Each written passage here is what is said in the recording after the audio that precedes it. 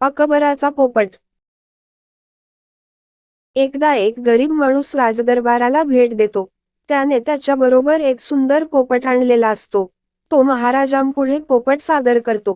त्या पोपटाच्या मालकाने त्याला खूप चांगल्या गोष्टी शिकवल्या होत्या. हे पाहून अकबर आनंदी झाला.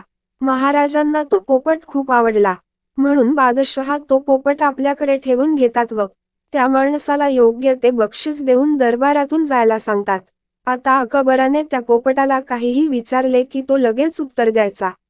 अकबर खूप आनंदी असायचा. दिवसेंदिवस तो पोपट त्याला जीवापेक्षा प्रिय होत गेला.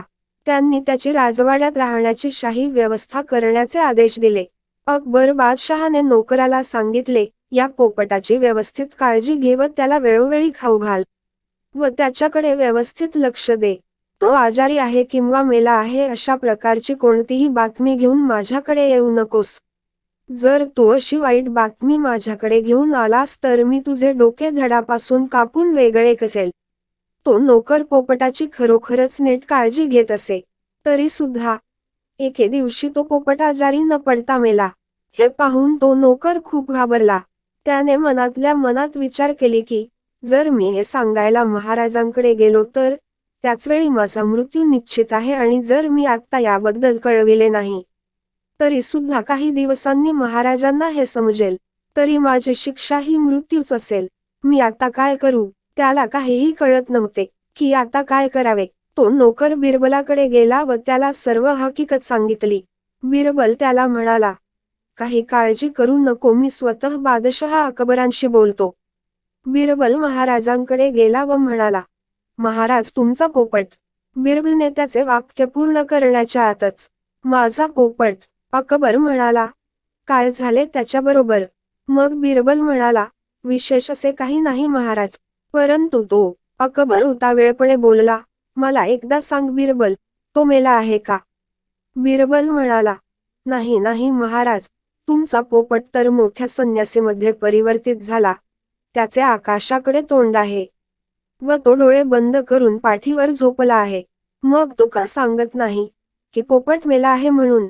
अकबर बिरबलावर ओरडत म्हणाला. बिरबल म्हणाला, जर तुम्हाला असे बोलणे आवडत असेल तर तुम्ही बोलू शकता महाराज. पण मी कसे बोलू शकतो? कारण मला असे वाटते की तो प्रार्थना करीत आहे. अकबर म्हणाला, चल जाऊया आणि त्याला बघूया. बिरबलाने पोपटाचा पिंजरा दाखवला. अकबरने बघितले की पोपट मेला आहे. अकबर म्हणाला, बिरबल तू तर खूप बुद्धिमान आहेस, परंतु मला तुला बघून आश्चर्य वाटते की तू जिवंत आणि मृत पोपट यामध्ये फरक ओळखायला सक्षम नाही. पोपट मेला आहे असे तू मला आधी का सांगितले नाही? बिरबल म्हणाला, मी असे कसे बोलू शकतो महाराज? तुमचा पोपट मेला आहे असे मी जर तुम्हाला सांगितले असते तर तुम्ही माझे डोके धडापासून वेगळे केले असते. आता अकबरला त्याचे शब्द आठवले. पोपटाला सांभाळण्याची जबाबदारी नोकरावर सोपवल्यानंतर तो म्हणाला होता की जर तू माझ्याकडे पोपट मेला आहे अशी बातमी घेऊन आला तर मी तुझे डोके धडापासून वेगळे करेल. अकबराने स्मित हास्य केले आणि म्हणाला, अरे बिरबल, तू तर खरोखरच बुद्धिमान आहेस. बिरबलाच्या चातुर्याने अकबर हसू लागले आणि ते दोघे हसत हसत दरबारात गेले. अकबराने ताबडतोब घोषणा केली की आता या नोकराविरोधात कोणतीही कारवाई केली जाणार नाही. पोपट स्वतःच मरण पावला आहे. त्यामध्ये कोणाचाही काहीच दोष नाही.